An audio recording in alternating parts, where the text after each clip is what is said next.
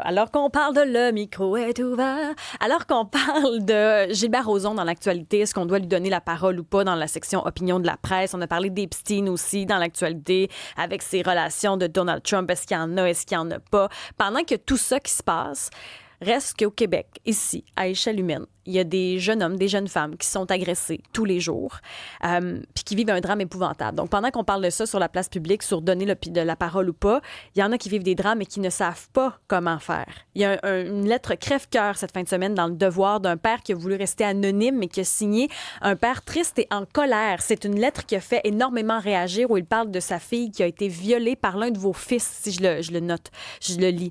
Blessée dans son corps et dans son cœur, meurtrie et cicatrisée, elle se relève fièrement. Cela fait maintenant 2 ans qu'elle apprend à composer avec les séquelles de cette agression et la route n'est pas encore terminée, loin de là. Et un petit peu plus tard dans sa lettre, ce qu'il dit, c'est que le gros problème, ça prend naissance dans nos maisons.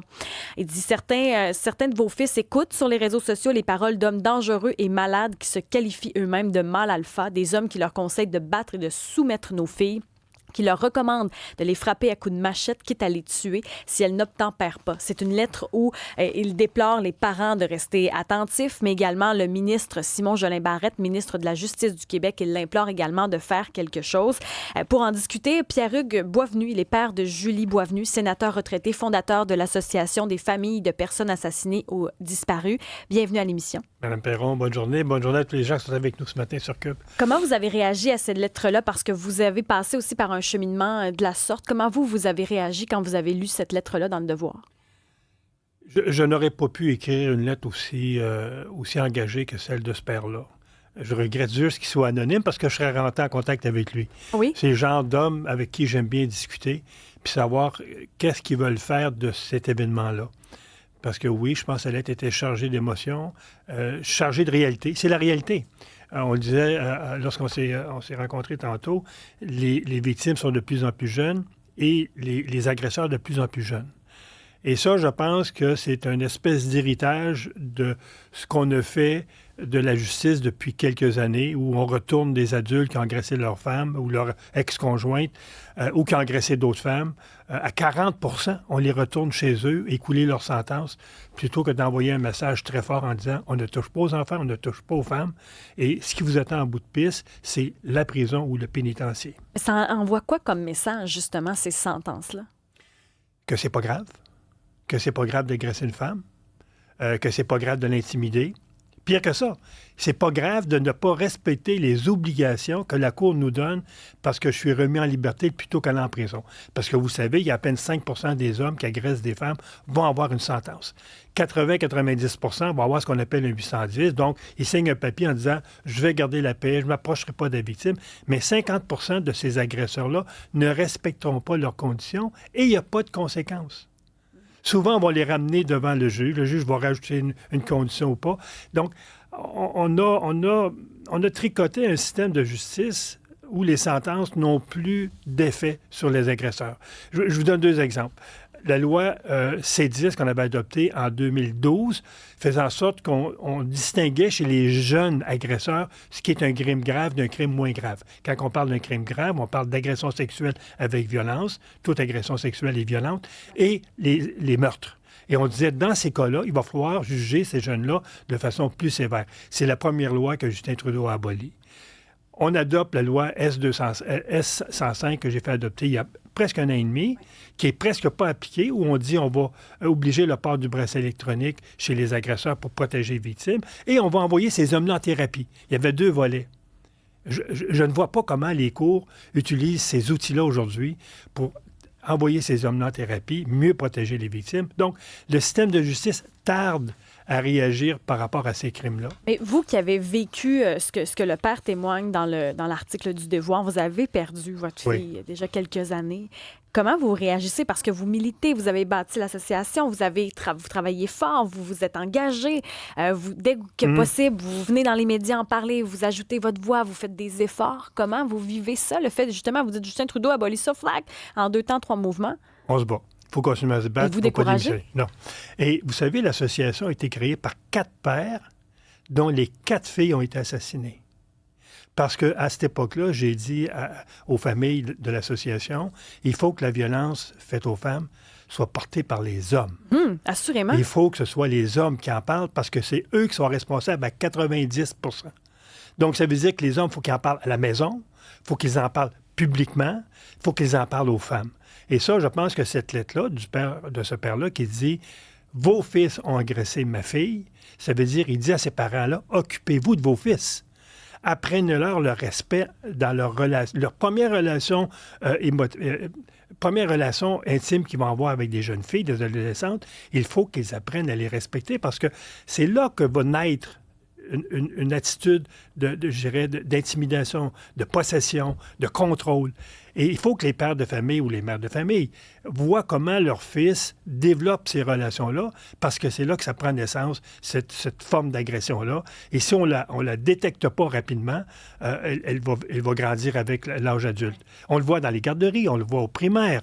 Et là, encore souvent, les professeurs vont tenter d'intervenir, puis c'est les parents qui vont défendre l'enfant parce que le professeur... Vous voyez, c'est un job de société. Une grosse job. On l'a vu dans la série Adolescence qui a fait énormément réagir cette année.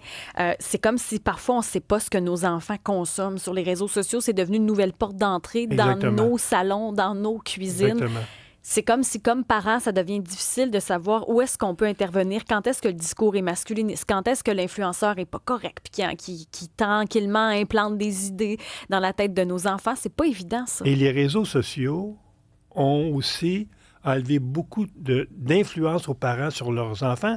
C'est maintenant les réseaux sociaux qui ont autant, sinon plus, d'influence, parce qu'on ne sait pas souvent avec qui notre enfant va rentrer en communication, en relation. Et ces gens-là, qui sont souvent derrière un écran, on ne sait pas souvent qui c'est, vont avoir souvent une influence plus négative. Et là, les parents, c'est là qu'on perd le contrôle. C'est là que l'école perd le contrôle. Et on voit les enfants qui décrochent, les enfants qui... Est-ce qu'on devrait s'ingérer dans les réseaux sociaux de nos garçons, nos filles? Est-ce qu'on devrait le faire? Il faut. À 14-15 ans, vous n'avez pas la maturité pour dire qui m'influence ou m'influence pas. C'est comme une espèce de long fleuve dans lequel vous vous engagez et tout à coup, vous dire c'est le naufrage. L'enfant, les parents ont l'impression qu'ils ont perdu le contrôle sur l'enfant. Il a changé de personnalité parce que souvent, les réseaux sociaux ont remplacé le téléviseur dans le salon. Mais le téléviseur dans le salon, les parents étaient à côté de l'enfant, ils regardaient les mêmes émissions. Il y avait un contrôle. Un contrôle, ce qu'on n'a pas sur les réseaux sociaux. Souvent aussi, c'est un moyen d'intimidation. Combien de jeunes filles qui ont dénoncé un agresseur vont être intimidées par les amis de cet agresseur-là sur les réseaux sociaux? C'est devenu une arme. Et c'est pour ça que dans le projet de loi que moi j'ai fait adopter, la loi, on interdit aux agresseurs d'utiliser les réseaux sociaux pour intimider leurs victimes. Et s'ils le font, ça devient un crime au code criminel. Mais c'est parce que même s'il n'y a pas viol, même s'il n'y a pas meurtre, dans la lettre du devoir, puis je le confirme pour avoir vécu à plusieurs reprises, du harcèlement, même si les mineurs, il y en a beaucoup. Des hommes qui roulent tranquillement à côté de nous quand on marche et qui nous disent toutes sortes de choses, puis on ne sait pas s'ils vont nous prendre parce qu'on a bien beau faire comme si de rien n'était puis avancer. Je veux dire, ils sont quand même plus forts à 4 que moi tout seul sur une rue. Là. Ça, on l'a vu beaucoup. Puis même avant les réseaux sociaux, des comportements comme ça, il y en a encore. Puis quand on en parle, on a l'air des féministes frustrées, mais c'est quand même la réalité. Et c'est pour ça qu'il faut équiper les jeunes filles, les femmes, d'outils pour prévenir ce genre d'agression, qu'elle soit verbale ou physique. Et ça veut dire, depuis 2 ans, je travaille avec un groupe, un projet qui s'appelle Robin, qui fait en sorte qu'on dote les femmes dans leur cellulaire d'un mécanisme où ils prennent des photos, ils prennent du vidéo, et c'est pas magasiné dans le cellulaire, c'est envoyé dans une centrale, et automatiquement, les policiers ont accès à cette information-là, et ils peuvent agir directement, ils ont une preuve. Vous avez rencontré le ministre Bonnardel, pas plus tard que la semaine passée. Ça fait 2 fois là, que vous le rencontrez. Comment ça s'est passé, cette rencontre-là? Bien, ça s'est bien passé. Ça faisait 2 ans que je demandais cette rencontre-là avec le ministre. Pour toutes sortes de raisons, on n'a pas pu se rencontrer, et je l'ai rencontré sur 7 ou 8 projets ou engagements qu'il devrait prendre. Entre autres, celui-là que je viens de parler, le projet Robin, où on a une centaine de femmes actuellement victimes qui ont cet outil-là dans les mains Et c'est un outil infaillible devant la loi parce que si l'individu agresse la dame, l'information est colligée à une centrale et peut servir de preuve si on se plaint au policier. Parce que souvent, une jeune fille ou une jeune femme... Il n'y a pas de preuve. Pas de preuve. C'est la parole de l'agresseur contre la victime. Et souvent, on va prendre plus la parole de l'agresseur. Donc, ça fonctionne depuis 2 ans. Et là, on a appris, lorsqu'on a rencontré le ministre, après du moins, que ça se peut que le Québec aille en France pour importer un outil qui va être développé possiblement par des Américains, plutôt que d'utiliser cet outil-là qui a fait ses preuves, qui est beaucoup plus performant et qui a été subventionné par le gouvernement pour son développement. Non, mais attends, ça n'a pas de bon sens ce que vous nous dites là. Attends une minute. Vous développez quelque chose ici, avec des subventions d'ici, mais on va aller chercher un logiciel de la France. Pire que ça, c'est que l'IVAC, qui est le Bureau d'indemnisation des victimes, paie la victime pour ce bidule-là, pour mettre dans son cellulaire, c'est à peu près une vingtaine de dollars par mois. C'est le gouvernement qui paye pour que la victime puisse avoir cet outil-là. Et là, tout à coup, on apprend que possiblement, on va aller ailleurs pour réinventer le système. Non, mais attends une minute, ça n'a pas de bon sens. Non, ça n'a pas de sens. Pourquoi? Qu'est-ce qu'on vous répond à ça quand vous dites, voyons, mais vous êtes complètement tombé sur la tête? Il y a des oppositions. Le Québec a une approche souvent d'aller voir ce qui se fait de mieux ailleurs, alors que ça se fait. Il y a des choses qui se font très bien ici. Donc, ça, on a amené ce message-là au ministre. Je pense que le ministre regarde ça attentivement. J'en ai parlé au ministre de la Justice également en disant allez pas dans cette voie-là, parce que c'est une voie tout à fait contradictoire à la position même du gouvernement de ne pas faire affaire avec les Américains. Vous voyez? Ah, ça n'a pas d'allure. Vous me dites ça, là, je suis goût d'aller me coucher. Fait que je pense que le ministre Bonnardel qui a un très bon jugement, le ministre de la Justice également, je pense qu'ils vont réfléchir à ce projet-là. Et il y a des outils en place actuellement qui sont performants et on devrait immédiatement ouvrir ça, la jeune fille dans le journal. Ouais. On l'équipe de cet outil-là. Je vous le dis, il y a 50 moins d'agressions demain matin. Il y a Vicky qui nous texte au 187 Cube Radio. Vicky dit, moi, pour ma part, j'ai subi de la violence conjugale. Maintenant, sur mon porte-clés, j'ai toujours une alarme vraiment bruyante et du poivre à ours. Donc, j'imagine poivre de Cayenne. Puisque le poivre de Cayenne, nous ne pouvons l'avoir sur nous. Donc, elle a du poivre à ours. Vicky a ça maintenant pour se protéger. Puis, il y a un autre commentaire au 187 Cube Radio qui dit, ben simple, ça s'appelle une charte des droits et libertés où le criminel a plus de droits que les victimes. Et au fédéral, on a une charte des droits des victimes, mais on n'a pas de charte des droits des victimes au Québec. Et ça, il est urgent que le Québec adopte une charte des droits des victimes. Et ce que la jeune femme disait, moi, j'invite ceux qui nous écoutent, les victimes, qui craignent pour leur sécurité, d'entrer en contact avec moi via ma page Facebook et je vais les diriger vers ce projet-là. Et en dedans de 24 heures, on va les protéger. Mais cette application-là dans le cellulaire, là, comme le Québec, visiblement, branle dans le manche, comme on dit par chez nous, est-ce que ça pourrait être reçu en cours quand même? Oui, parce que c'est une preuve qui est dirigée vers une centrale et maintenant, les cours reçoivent ça comme preuve, je dirais... c'est irréfutable. C'est irréfutable. Parce que ce n'est pas la victime qui l'a dans son cellulaire, c'est une centrale qui reçoit de façon automatique l'information, elle est colligée, validée, puis ensuite déposée en preuve aux policiers ou à la cour. Puis avec ça, on peut prendre des photos. Est-ce qu'on peut enregistrer? Vidéo, audio et photos. Est-ce qu'on peut enregistrer même des appels avec ça? Oui.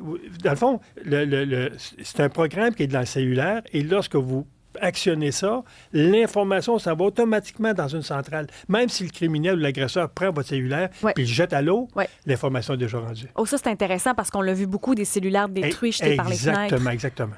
Énormément. Ouais. Maxime du Saguenay dit « On croirait presque que la CAQ fait par exprès pour faire ce qui n'a aucun sens. » Mais en tout cas, pour nous, avec les informations qu'on a, ça fait pas de sens. Est-ce que vous avez peur parce que vous dites... Non, je n'ai pas peur. On va continuer à démontrer qu'on a un outil presque infaillible. Je vais continuer à me battre pour dire aux juges, vous avez des outils dans les mains, la loi S-205, la loi C-233 adoptée par les libéraux, qui fait en sorte que vous pouvez demain matin, quand il y a un agresseur devant vous, l'envoyer en thérapie ou bien ordonner le bracelet électronique pour protéger la victime. Parce qu'il y a 50 des criminels ne respectent pas leurs conditions et il n'y a pas de conséquences. Au moins, dotons les victimes d'un outil moderne de contrôle. On ne mettra jamais un policier derrière chaque agresseur. Mais on peut doter toutes les victimes d'outils modernes pour qu'ils assurent leur propre sécurité. Est-ce que tout ce qui se passe présentement sur la scène même, je dirais, provinciale, puis tout ce qui se passe avec les personnalités connues qu'on entend sur la place publique présentement, ceux qui ont eu un procès, comme Puff Daddy, qui a été reconnu coupable à moitié, ou ce qu'on entend avec Epstein, ou peu importe, est-ce que ça décourage des victimes de dénoncer? Ce qui décourage les victimes de dénoncer, c'est de ne pas être cru. Voilà l'importance des outils. Parce que les outils sont infaillibles. Et si vous amenez en preuve ça aux policiers, les policiers ne peuvent pas dire « ça ne s'est pas passé ». Vous avez une preuve. Ça, c'est la première des choses qui décourage. Ce qui décourage les victimes, c'est lorsqu'on retourne le criminel chez lui pour sa sentence. Les victimes se demandent pourquoi j'ai dénoncé. Toute la pression et la misère a reposé sur mes épaules. Rien, aucune conséquence n'était sur les épaules de l'agresseur. C'est ça qui décourage les victimes. Un système de justice poreux, laxisme et surtout le fait qu'elles ne soient pas crues. Et qu'en bout de piste qu'elles ont dénoncé, après 3-4 ans de procédure judiciaire, elles voient l'agresseur retourner chez lui.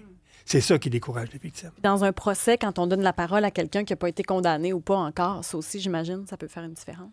Bien, je pense qu'on est dans un système de droit où il faut, lorsqu'on condamne quelqu'un, qu'il y ait une preuve hors de tout doute. Il faudrait aussi, lorsqu'une victime dénonce, qu'elle soit crue hors de tout doute. Je vous laisse le mot de la fin, Pierre-Yves Boisvenu. Merci de votre temps aujourd'hui. C'est moi qui vous remercie surtout de l'invitation. Pierre-Hugues Boisvenu, père de Julie Boisvenu, sénateur retraité, fondateur de l'Association des familles de personnes assassinées et disparues. Si vous voulez le contacter, vous allez sur son site, donc Pierre-Hugues Boisvenu. Page Facebook. Page Facebook. Merci beaucoup, Monsieur Boisvenu. D'ailleurs, au retour, on fait un 180. On va changer de sujet. On va parler de quelque chose d'un petit peu plus léger, les champignons. Les champignons qui ne sont pas reconnus. Au fait, quand on parle d'environnement, quand on parle de santé, on parle des plantes, on parle de la faune, on parle de la flore, mais il y a une affaire qui n'est pas assez reconnue dans les 3 F et on en parle au retour.